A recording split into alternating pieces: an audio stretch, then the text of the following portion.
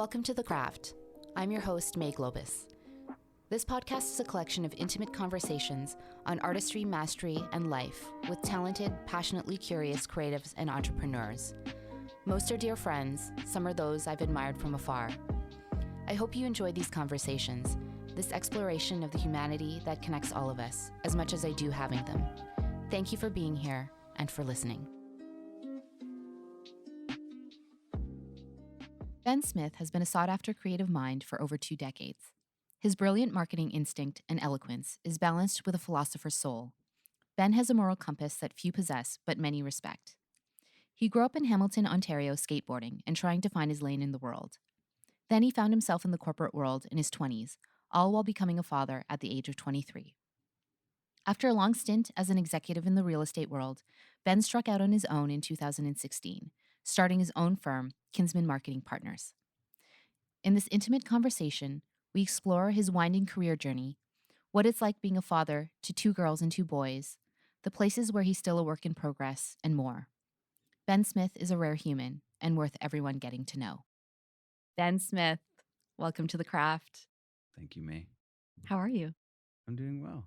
I'm so happy you're here. Yeah, I'm happy I'm here too. Yeah, I was thinking about our meet cute, as they say in the movie business, and we met 6.5 years ago when I joined Rennie in the marketing department, and you were the VP of sales and marketing. I think that's the first time that we met. Is that it? Only I think 6.5 so. years ago? Feels Yeah, like right. longer. Because I was there for 6 years, and That's where we met. So that's yeah. where we met. I think what happened was we didn't work together directly, Mhm. but I think I asked you for a meeting because I wanted to pick your brain. And I remember it being an awesome conversation. I was asking about career stuff, and you told me some of the best advice that I think I've I've heard for myself in a very long time. And you just said, your value is you being authentically you as a person, as a brand. So never forget that. And it's kind of stuck with me to this day. That is good advice. Yeah, it I'm is great advice. sure I borrowed that from someone. There's no way I came up with that myself. I mean, it seemed pretty natural. So, but yeah, no, I mean, I think it was sage advice, and I really do try to follow that. Good. Yeah. You grew up in Hamilton, Ontario. Did the hammer. Yeah. What was that like? How is it like growing up with mom and dad? What were they like? Yeah, the hammer's a different place. It's it's working man's town. And so it looking back, it was pretty gritty in parts. Now, to be truthful, I like to connect to the gritty part of it. I just feel like that's the cool part I want to connect with. But in reality, for all you listeners out there that know I'm full of crap, is I actually grew up in Ancaster, which is a suburb of Hamilton. So think of it like, for those from BC, it's like, I don't know, like that White Rock versus Surrey. But I'd rather tell you I'm from Hamilton. So let's just stick with that part of the story.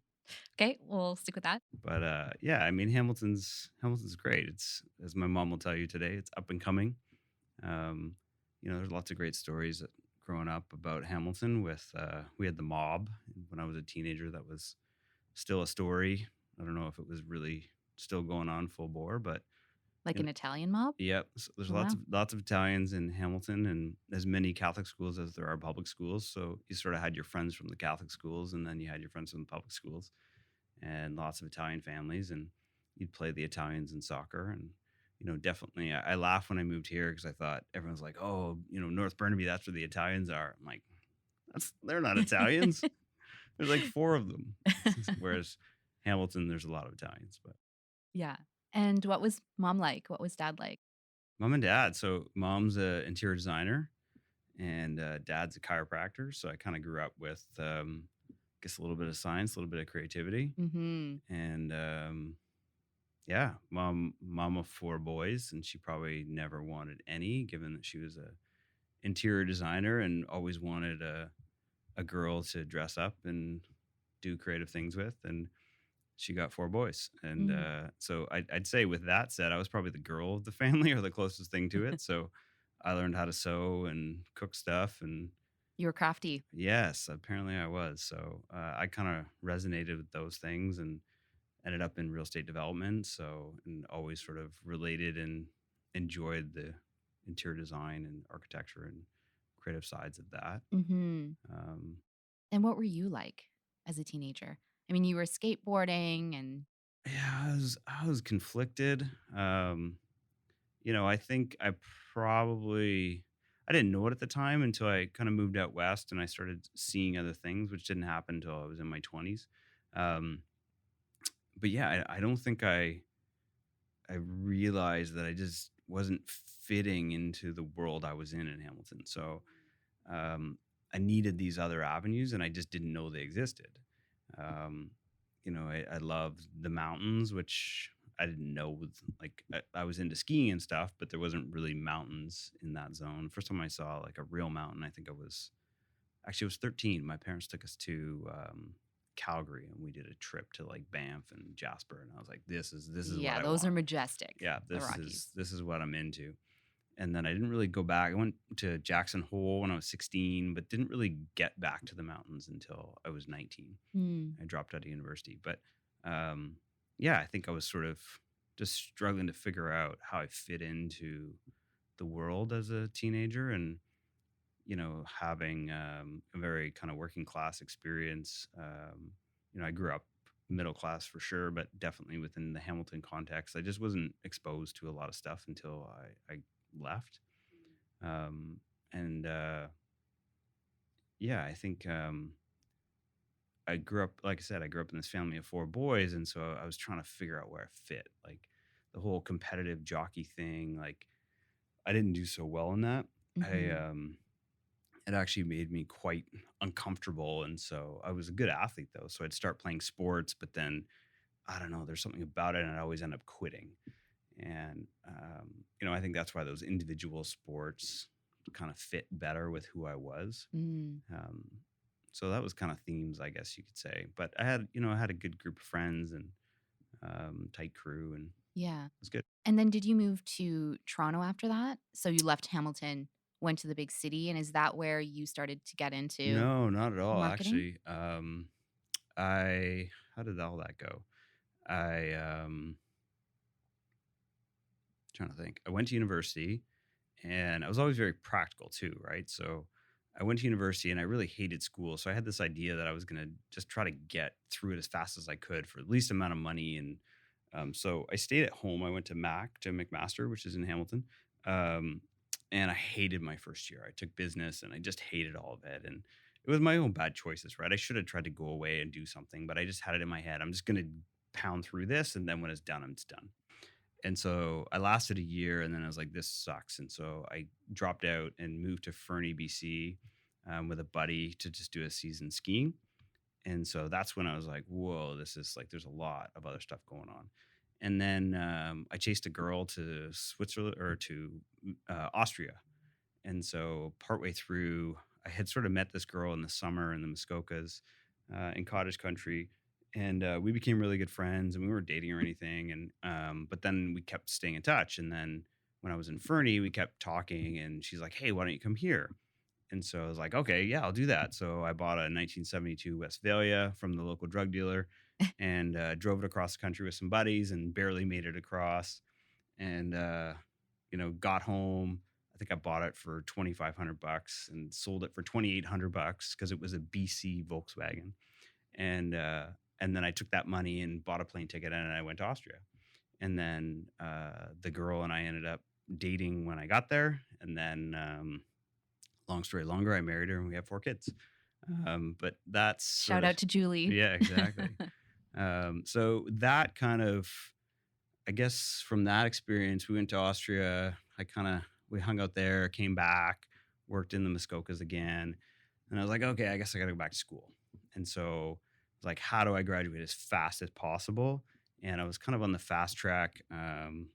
The girl was 4.5 years older than I am, so she was maybe ready to get married, and I was like, okay, I'm all about that. So yeah, I kind of fast track university. We got married and then we moved to Switzerland and we started traveling. And um, kind of the shock of that was very quickly after moving to Switzerland, we got pregnant.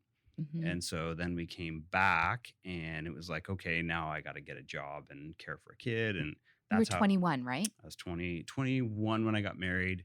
My oldest daughter, Journey, uh, 23 when I had her. 23. So yeah, came back to Ontario to have the baby, and had Journey in Ontario, and started like working a corporate job.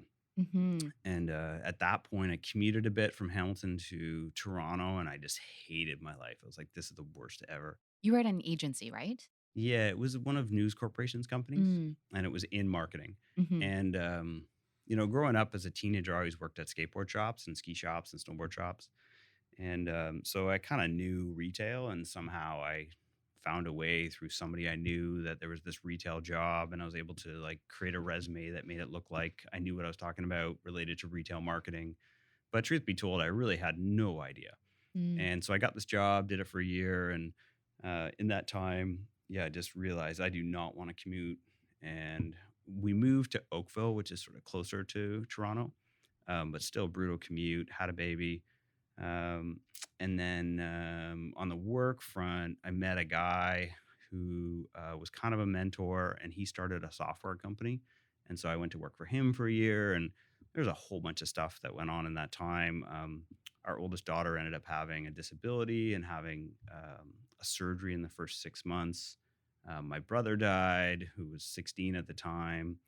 9/11 hit, and it was just like That's a lot. wham, wham, wham. So then How did you manage during that time of everything piling on top of one another? Um, I would not well. I think I did what I tend to do, which is just sort of put my head down and plowed through it.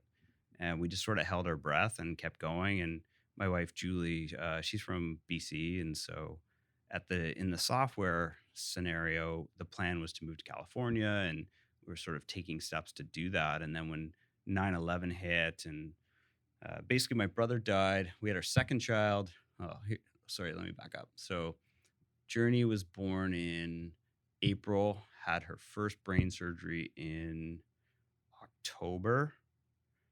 Um, no, yes. Uh, my next daughter was born in August. 9/11 happened that September. And then that basically the software thing, we couldn't get into the States at the time. It was a big mess. And so Julie was like, well, I don't care where we're going, but we're not staying here. We're not staying in Mhm. Ontario. And so literally we picked a date, and I talked to a buddy. I'm like, hey, we're moving out west, and do you want to come with me, help drive the van? And we drove all of our stuff across the country. I got here like mid October, and Julie had a flight with the girls like November 3rd or something. So I had 2 weeks to find a place to live, move everything in. And Wow. and that was the start. Brand new chapter Totally on the West Coast. fresh. We didn't know very many people here. Julie had some Mm. friends. She went to university here, so she still had some friends out here. But all of our family, both sides, had moved back. So everyone was in Ontario. And I mean, in hindsight, it's a crazy idea. Like I can't even imagine. But we were young, and we're like, we're just doing it, right? Yeah, We'll you're we'll just gonna figure give it it a out. go. Yeah. And so that was 2001 at the time Mm. in BC. It was I think it was, if I remember right, the market was just starting to come back. We'd sort of had some downtime, I think, or you guys had downtime in BC, and the market was just starting to come. And trying to find a job was tough. It took me about 8 months, and then I kind of got into an ad agency, and then from that I kind of found real estate. And Mhm. I didn't know anything about real estate, but I'd been doing marketing, and this agency ended up doing a lot of real estate, and so then all of a sudden I was in real estate. And that was when you ended up at Polygon. Yeah, so I was 2 years at the ad agency, and then literally was doing some business development research, and came across Polygon, and they had well, I knew who they were, but on it was on their website, and they had a posting for a marketing person. Mhm. And one of those late night things I put in my resume. I thought, and the way they worded the posting was really vague, so I didn't really know what they wanted. But I put in a resume anyhow, and strangely enough, I woke up in the morning and I got a phone call from them, and they're like, "Hey, can you come in?" And so I was like, "Okay." So I went in and had an interview, and I was still like not entirely sure what they wanted. So I wrote a job description, and I said, "Hey, look, like if this is what you want, I'm in. And if Mhm. it's not, that's cool. We'll go our separate ways. And so I remember they called me back and they said, really appreciate it. And yeah, we're looking for something else. And so I was Right. like, okay, no problem. And kind of went on my merry way. And then I think it was like 2 days later, or I don't know, I can't remember the timing. The president called me and he said, hey, can we have breakfast this week? And so I was like, okay. And so I showed up and it was at the Opus Hotel I can't remember the name of the restaurant. That restaurant changed hands a few Yes, times, I so think. many times. Yeah.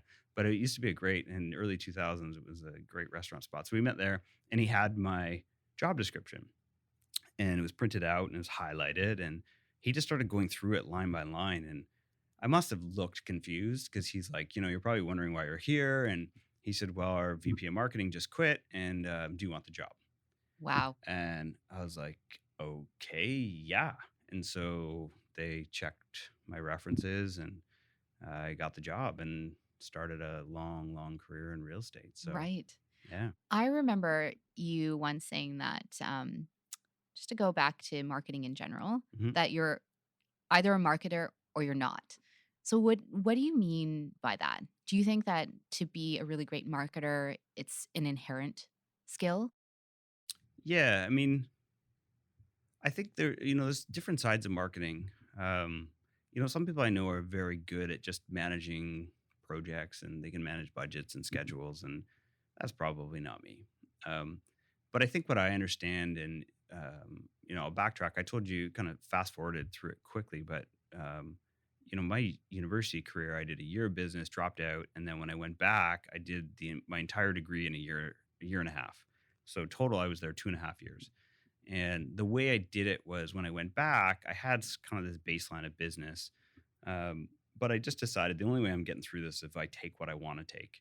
And because I wanted to get through it fast, I had to load it up. And so I knew that I really needed to like what I was taking, or I couldn't do it. And so most of those courses was a real mix. The funny little side story for all you people going to university and paying all this money is that in that doing a year of business and then a year of whatever I wanted. At the end of that, I had 6 months left to basically I had half a semester or semester to finish, and I could have graduated with 3 different degrees. So the difference between 3 different degrees, all very different. I think one was sociology, one was economics, and then what I ended up getting, funnily enough, was religious studies. Mm, But or three totally different kind of scenarios, differentiated by a semester. Like that's kind of a joke, but anyhow. So again, long story longer, I didn't take a single marketing course in my whole university career. Um, but if you even look at like how does that relate, I understood how people think. And so, why did I have a religious studies degree? Because I was taking courses like I took Buddhism and I took Christianity, and my favorite course was cults, which was awesome. That course was massive, by the way. There was like 400 people in the room, and they just bring in all these cool cults, and they would try to like tell us their story. Meanwhile, they were like trying to convince us to join them, but it was awesome. And you can imagine like a hall full of teenagers, and we're like, yeah. And the Hare Krishnas came in, and they're singing, and we're singing with them. Super fun. But anyhow, how that relates to what I do for a living is I just get how people think mm, and I get, what they value. And that's all really marketing is trying to figure out who is it that you're trying to talk to and how do you talk to them in a way that they really care. Right. And, as you know, in marketing, you can talk to them in a way that's factual, but that's not really going to impact their decision as much as if you talk to them in a way that moves them. People make their decisions based on they've already decided before they tell you why. Usually, when they tell you why, they're just justifying what they already think in their heart. They know mm, what they're going to do, right? We hear these stories all the time. People buy a new house and they're like, I just walked in and I knew it was the one, right. right? There was no facts, Mhm. right? Or like, oh, I'm not into music, but somebody who's into music, I walked into the store and it was like, that was the guitar I had to have. Like it wasn't their brain. There's something in them that stirred them. And so I think when I say, you just kind of know how to do that or you don't, like that's what I mean. You either know that piece or you don't. Mm, And you can learn the tactics, like you can learn how to do a mail walk. I just aged myself. Do people do that anymore? I How to think I send think out it a still does happen it in certain does? Okay, industries. yeah, yeah. So, or nowadays, like how to do, analytics or SEM, as they say. But that's like just basic head knowledge. But to be a really great marketer, and the ones that I really respected over the years, they just seem to understand how to move people. Mm, mhm. And now you are the founder slash president of your own marketing consult agency, um, and you still work in the industry. Um, when you're going through the process of, yes, that's a project or client that I want to work with, is there a framework that you work off of? Are there values that you look for in the other client? And the reason I'm asking is because I've always considered you as someone with this unwavering moral compass and strength of character. Um, I know that you're not gonna be the type of person that will just be like, "Yep, I'm gonna work with you and work with you." Like, I feel like you will pick a client that feels aligned. So, how do you choose who and what you take on? By how many bills I have that Mm. month. Yeah, I mean, obviously, it's nice. Sometimes I have the luxury of being able to choose. Mm. Um, but I'd say the first and foremost is, can I help you? And I think a lot of people, and I don't know how to do this, unfortunately or fortunately, my superpower, and I say things are both and, right? So your superpower is usually also your biggest weakness. And so mine is that I tend to be really passionate about things. And so when I get involved in something, I care about what I'm doing. And the downside of that is I care about what I'm doing. So if you're completely frustrating to me and I just can't help you, I can't do it. People are like, just take their money and just keep doing it. And I can't. I don't know. I've tried, but so first and foremost, I need to feel like I can actually help. And if I can't, then I'll tell you. I'm like, I can't help you. And funny enough, I've been consulting for 4 years, and that's one of the things I've learned. People always say like, how do you do it, or how do you keep getting clients and da da da da. I think one of the ways is, you earn their trust by being honest with them. And there's been lots of times when I've said I can't help you anymore. Like this is all I can do. And I go, oh, thank you. Thanks for Mm. saying that. Thanks for not just taking our money. Right. And sometimes they'll argue with you. No, no, no. We really need your help. And then it sort of gets you on a conversation about, okay, well, how? Because right now I'm not seeing it. So what do you need from me? Like, what do you think you need from me?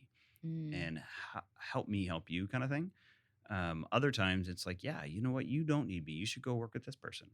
And I've done that before too. And I think when you create that trust, people refer you, Right. Yeah, right? as simple as that.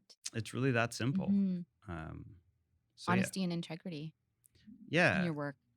Yeah, and I think, we spend an awful lot of time. I can be accused of being a workaholic for sure at times. So we spend an awful lot of time with this work thing. And so, if you really hate working on the things you're working on or with the people you do, Mm. then it's not that fun. And, there's times when you have to do that, right? I'd say this pandemic has not been the most fun in the world, but, we've had to sort of put our heads down and keep our jobs and keep Mhm. trying to do what we can to move things forward, and that's part of it. But I think where you can, you try to work with people that you want to work with and do Mhm. work that you're enjoying working on. Yeah, and can be proud of. Yeah, totally. And speaking of the pandemic, what has that been like for you on a personal level? Yeah, it's, I don't know, like everybody else, I keep using the word, it's just weird, right? Like, I think I can be accused of being an introvert, which definitely, I like to recharge on my own. So at first I was like, this is the best ever. Like, I just home by myself. I got an excuse not to see anybody. Like, I can work from home in my pajamas and nobody cares. Like, so I'd say for the first 6 months, I was like on fire happy. Like, this is amazing. So good. But it has been hard. And I've noticed like it's been hard on the friend side because I'm a bad friend right now. Like, it's hard for me to get the effort up to be a better friend.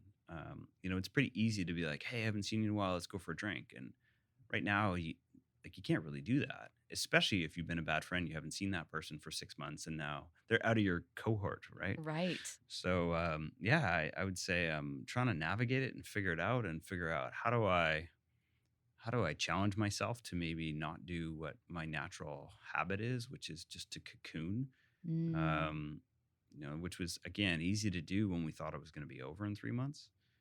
And now that we're going on, what do they say? I think they said today or yesterday was like the 1 year anniversary of all of this, the first case or something in Canada. yeah, So yeah, right. That sounds about right with timing. so we're like we're a year in, and I know. feels like maybe we're halfway. I know. Well, mid March will be a year since shutdown, and that's not too far away. Wow. Yeah. Yeah. Yeah. It's been a trying time. Yeah, it's as I said, I got 4 kids who now have grown up since the start of this story. So they're 20 and 19 and 16 and 14, and they're trying to find their way through this. And a couple of them are in high school, which um, props to Bonnie Henry, I guess, or whoever made those decisions to try and keep kids in school. I know a lot of parents are upset about it, but I would say that for my boys who are in high school, like it's their only social life right now. Hmm. So it's been a nice thing for them to have friends. Yeah. And for the girls who are in university, both of them, they're doing it virtually, and they're lonely. And Hmm. so trying to navigate through that, and we are saying earlier before we started recording that you're trying to juggle the cohorts too, right? So they got different cohorts because the girls don't live in the same house as us Right. anymore. So even though they're doing school virtually, we're trying to give them a bit of an experience away. But then when they want to come home because they're lonely, like how does that all work? And Hmm. boyfriends and Yeah. And the youth may not take it as seriously either, or are they? I mean, you yeah, have teenagers and young adults. So, I would tell you that for the most part, um, I think kids are taking it pretty serious. okay. I mean, I think for sure there's people out partying and doing that stuff, but in my kids and and maybe they don't take it as serious as we do, or maybe they don't aren't as stringent as we are, maybe. But I'd say they're taking it pretty seriously, Okay. Well, that's good to know. and maybe more so. Like I think if you ask them, I'm maybe making this up, but I think like a lot of us, they're not worried about getting it themselves. They're worried about giving it to somebody, right? Like I think that Mm. message has been passed on. Hmm. Um, so Yeah, that's definitely an important one. I wanted to touch on what you were talking about your kids, and your kids are all amazing. I've met them. I've spent some time with them, and they're all their own amazing individual personalities. Um, what in terms of being a father, like what has been the most fulfilling for you in these last 2 decades of fatherhood, and also having to juggle journeys, you know, um, chronic health condition, and how all of that has played out over the years. yeah, where do I begin? So much has been rewarding. I think, first and foremost, they've got an amazing mom, and we were extremely fortunate that not only was she able to, but she wanted to be at home with them. And I think, maybe one day maybe they realize it now, but I think they'll see what an amazing gift that's been to have, um, a mom who, like, she's a great mom. Like, she just really is good at it. And so, in that, all my kids have been able to, as you say, develop their own ways of being. And they've been so supported in being themselves and getting to explore the different sides of them. I think no, nothing against my parents at all, but as I mentioned, growing up in a family of boys, there's sort of this assumption that, well, boys are boys, boys will be boys, right? Like they fight and they do these things and they play sports, and that's not true. Like now we're all older and we're all extremely different. And so my kids have had the benefit of being able to foster those differences. So they are extremely different. And, I give my wife credit for that because I wasn't around that much, to be honest. Like I was working a lot. So, I think watching them find their paths is so rewarding for me to see that. Hmm. The other thing I think we did in our house was we were very strict. We're very strict in general, but one thing we were strict on in particular was that they weren't allowed to hate each other. So I think some families, especially when you've got lots of kids, you can imagine there's times where there's some tension, right? And you hear about like, oh, me and my sister didn't get along, we didn't like each other, or that kind of stuff. And we allowed our kids to be angry, but we were very strict about they're your blood. And so you need to learn to respect their differences and Hmm. you guys need to love each other. Like it's a non-negotiable. Mm. So did you encourage them to, if there was, a fight or some anger, did you encourage them to communicate with each other?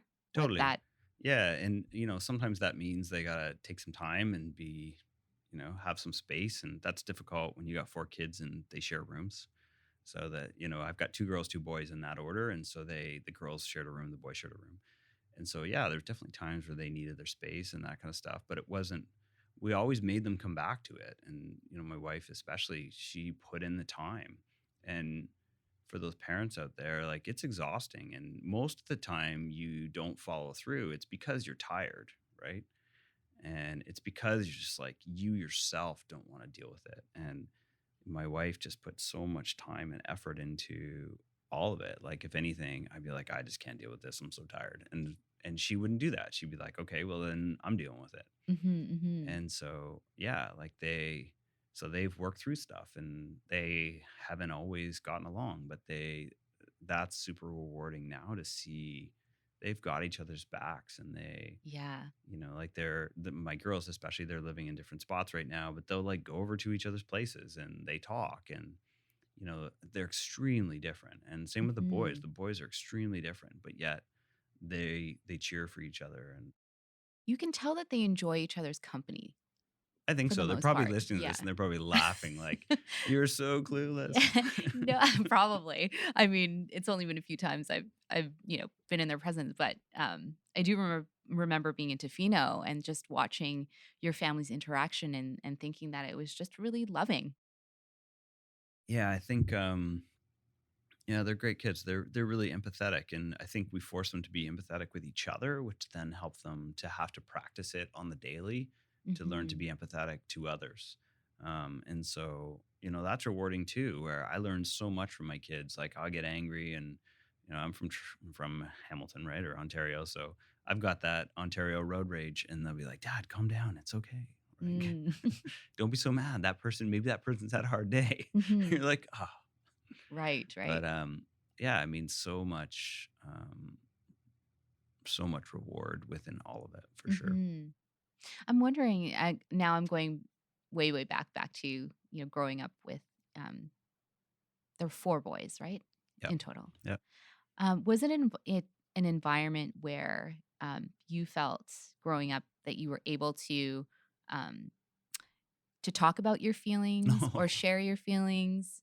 This No. is something that you've had to journey through and Oh, totally. yeah. And my wife's probably laughing listening to this, going, "You still don't share your feelings." But yeah, no. And again, it's nothing against the family I grew up in. It's just I think it was also the way it was. Like, Mm, especially if you're boys, like there's so many just even phrases that we all say that, like, I'll say it again, the boys will be boys. Like there's stereotypes that this is how boys families works, and this is how it works, right? And so definitely you weren't, you don't share your feelings, you get beat up for that. And mm, I don't know, I think it was probably a time of life, plus living in that context, sort of suburban southern Ontario. And you didn't do that. And I think our kids are luckier now from that standpoint, where empathy is part of the school and it's part of what you do. I mean, I think definitely I'm hearing bullying still exists for sure in schools, and it's worse in some places than others. But my kids were pretty lucky that way. And in Whistler, they went to a Waldorf school, which is quite small and definitely taught all of those things. And they hung around kids who generally were in families that also ascribe to the same kind of ideals. mm, So, mhm. Yeah, this is kind of this before we started recording it, there was this random pathway that I mentioned that I wanted oh, to okay, to here we take with go. you, and this is kind of, where I'm going with the feelings thing. as most people in my life know, I have taken my sound therapy certification, and I just got certified just before New Year's, so it was very Yeah. exciting. Um, but one of our teachers, who was teaching us voicing, she was teaching us how to do ecstatic dance and free movement. And this is kind of like this long, kind of a long explanation into the question, but and the ecstatic dance and the free movement, this is like just uncontrolled movement, like move in the way that your body wants to move. And this was to help our bodies open up so that our voices could be really powerful as we're working with our clients and whatever emotions that they needed to work through. And I found it really, really liberating. So for the last 6 weeks, every single morning, I've been doing ecstatic dance in front of the mirror and free movement. And it doesn't look pretty um, all the time. But what it Sometimes has, it does though. but sometimes it does. Yeah. Sometimes I'm like, wow, I'm a I look goddess. good, man. But what it has really done is help me connect my body and my feelings and my emotions. So I'm feeling more of my feelings now than ever. And I'm feeling much more in my feminine energy. And a recent realization was, wow, for the last 10 to 15 years of my life being in the corporate world, let's just say, I have been operating so much in my masculine Mm. in terms of like achieving and moving forward and striving. And it wasn't until I stepped back and started doing these things where I'm finding this balance now between those masculine and feminine energies. So, yeah, so my question was going to be to you, do you feel like you are more of a masculine energy, um or do you feel like you're more balanced? Like, are you able to now at this point in your life really deeply feel your feelings and express them?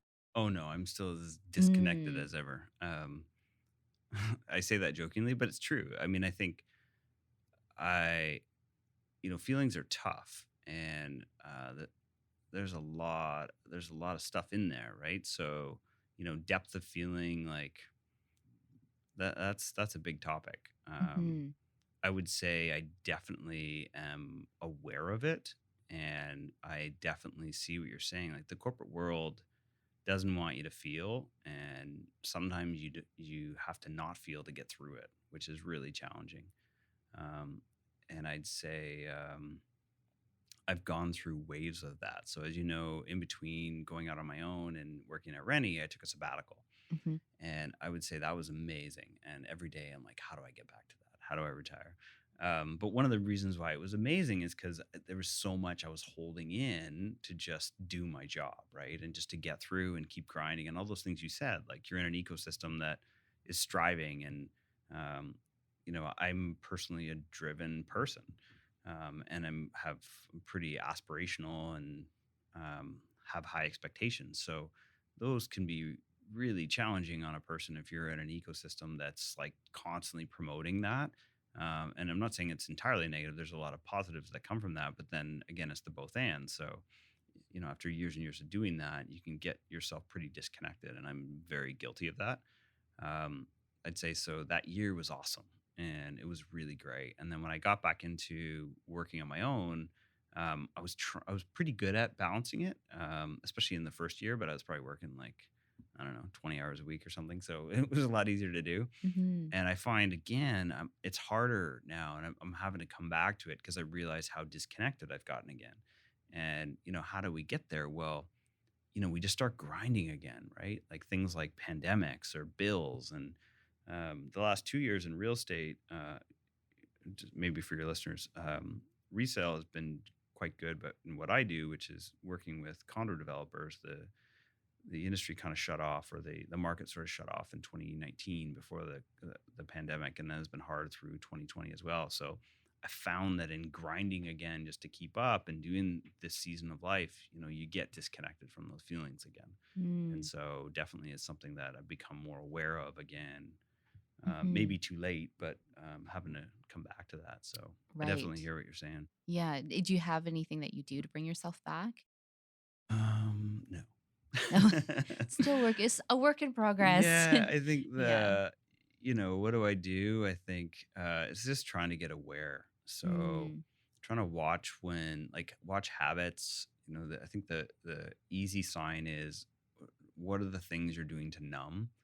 And I think Gabor Mate's, if you've read any of his books, he's awesome. And, he talks a lot about sort of the downtown east side, and the difference between sort of him and the guy on the downtown east side is so little. And he tells stories about how he's addicted to opera, and says it's all just addiction, right? Like, what's the difference between my opera addiction and, an opioid addiction, other than that the culture of the world accepts that it's okay, that I'm a doctor and I listen to opera. Mm. And so I think it's similar with us, right? Like, I don't think I'm addicted to anything, but there's definitely, you know, sometimes I may not get drunk, but I'll have several drinks, and the purpose is just to numb out at the end of the day. Or I'll sit and binge watch TV or Netflix or Instagram. And, again, it's like not hurting anybody, but in reality, like I'm fully numbing it out to it. Right. So, trying to just first step for me is usually getting aware of that, and then trying to back it off, like how Mm. what's really going on here. Yeah. Yeah.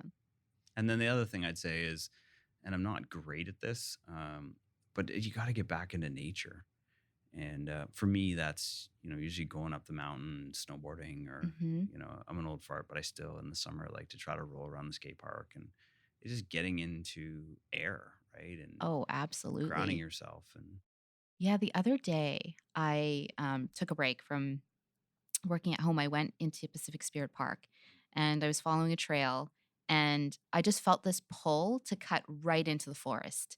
And like, I just, and I did. I went off the trail and I went into the forest and like made my way through. And I stood there in the middle of the trees where I couldn't hear anyone on the trail for 20 minutes. And it was it was amazing. I don't know. I could just feel I could hear the forest. I could hear myself as well. And I just felt healthier, even just physically, but also mentally and spiritually. 100%, I And believe it. I think that forest baths and forest just sits like that. Totally. Hopefully, if you live near a forest and have the access, just do it. Yeah, I think, we think that life is life.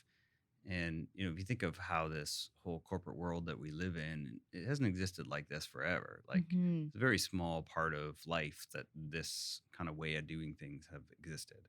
Hmm. And so we miss so much by not being forced into nature, like maybe we would have a few hundred years ago or something like that, right? And Hmm. we've got it all figured out. We've got nice, warm or cool in the summer apartments and houses, and we've got schedules, and we have all these things. And sometimes that pull into the woods, um, you need to create space for, because you got a schedule to meet, or you got this or that, or you got these things that stop you from doing it. Hmm. And we have to remember that these things that stop us from doing it aren't actually normal, Hmm. right? They're new cultures that we've created in the last 100 years, and our our bodies don't necessarily recognize that.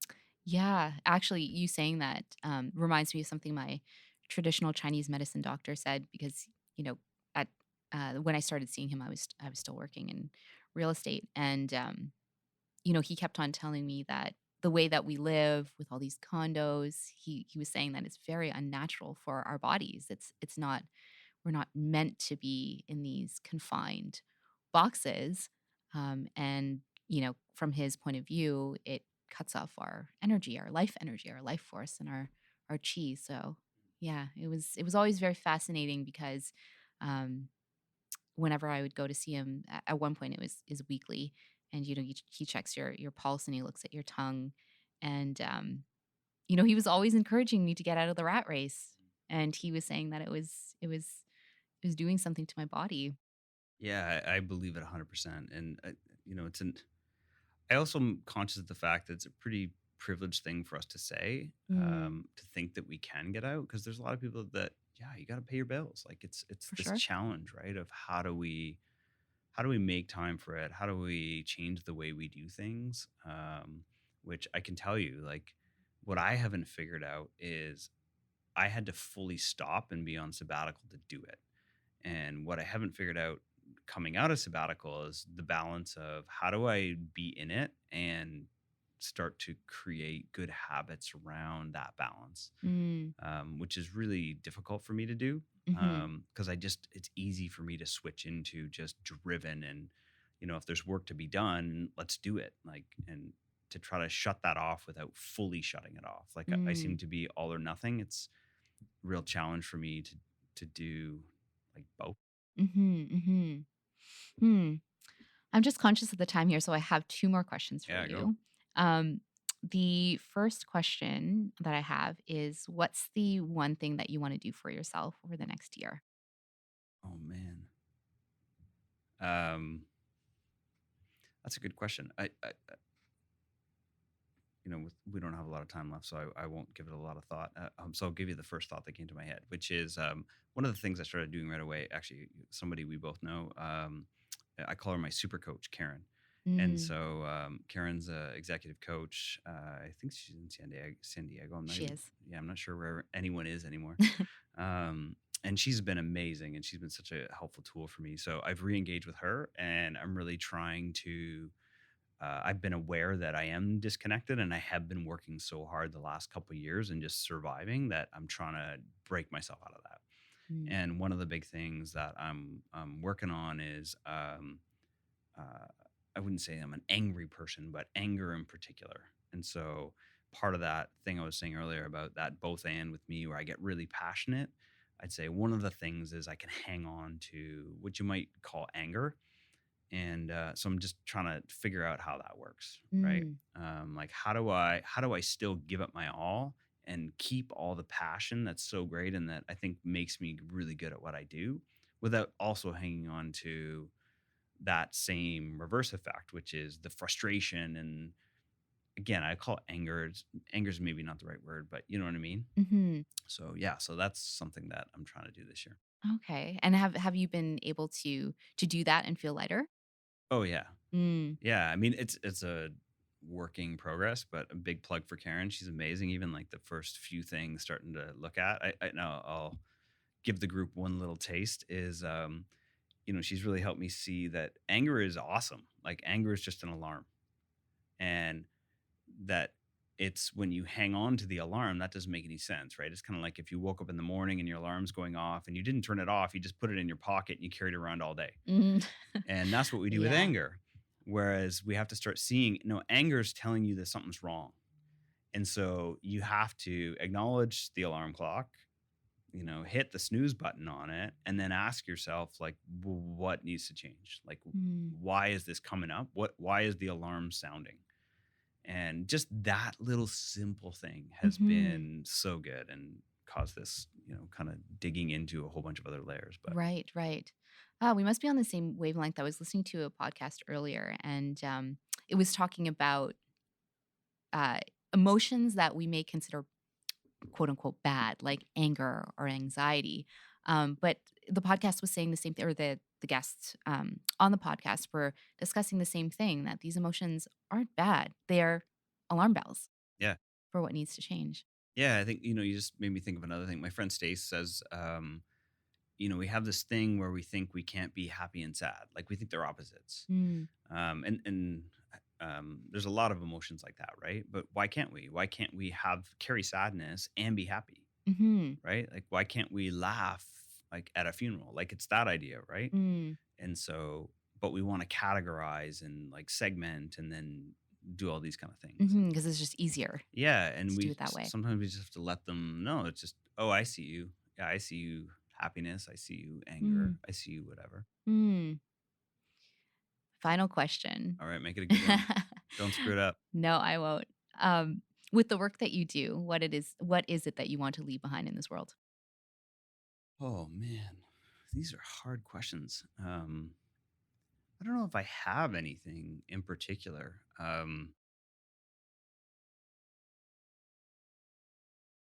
Yeah, And it doesn't have to be work related. It's just with I your life. yeah, What do you want to I leave don't know behind? if maybe I'll answer it this way. I don't think I'm driven that way. Mm, Um, I don't actually like the word legacy. It kind of makes me feel gross when people talk about their legacy. It feels very egocentric. Um, I just think, and maybe this you didn't, if you meant to do this, you're freaking brilliant. But I'm going to bring it back to the very first thing you asked me, which is you said I told you just to be you. And so I think that I really do believe that we're all put here with certain experiences and families and sociology and all these things wrapped in that we didn't control any of that stuff. And that's all wired us to do certain things, and we may not even know what those are. And it could be as simple as one time we helped that one guy who ended up becoming some important figure in the world that solved world hunger or something. I don't know. And it all started because you just helped him once. Like Hmm. it could be that simple. Um, but the legacy I want to leave, hating that word legacy, is just to try to be me and try to not be anything but me. And I really do believe that that's what we're supposed to do. And if we do anything else, then we're robbing the world of who we are and what we were meant to be here for. And when I that whole like what I was meant to be here for, it's I don't ever have to even know what that is. Right? It's not trying to figure out what that is. It's just trying to do it. So just try to uninhibit yourself from all these trappings of shoulds and all these things that we're told to do, and just try to be ourselves Hmm. and trust that if we all did that, then hopefully some creator or something has it figured out to know how it all fits together, even if we don't.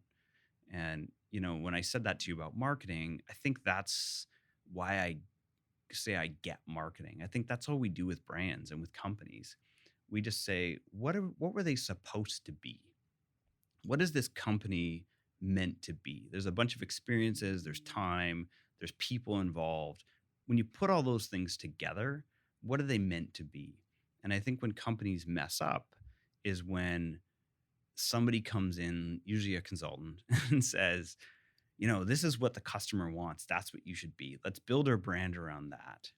And generally, when I go into companies and do this work, I just say, you know what, I'm going to save you a lot of money. Let me just sit with you and hang out with you, especially in Vancouver, because most of it's small companies where it's a single guy or girl who runs it. And I always say, like, the company's just going to be you. It's going to manifest who you are. So let's figure out who you are, and then let's build the values around that. Because then the phrase you often hear me say is because you can't help but be that. And if you can't help but be that, then you'll be authentic.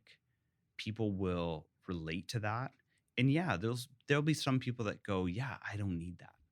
But they're not your customers, right? But if you just be who you were meant to be as a human, as a company, as a group of people, then that's your most authentic way of being. It'll be easy, it'll flow out of you whether you like it or not. And it'll come with both, and it'll come with a bunch of goods, and it'll come with a bunch of challenges too. Hmm. Well, Ben Smith, I am very happy to know you and who Vice you are. versa. Yeah, you're a rare human, and I'm very grateful to call you a friend. Well, thanks for having me in this Yes. COVID time and getting me out of my house. Yeah, yeah. We got masks and we're distancing just in case anyone's getting all weird. Hmm. We're good. We're safe in here in the studio. Thank you for your time always. Awesome. Thanks for having me. If you enjoyed that last conversation, be sure to check out more episodes of The Craft on Spotify and guest photo galleries on the website at wearethecraft.com. Thanks again for listening.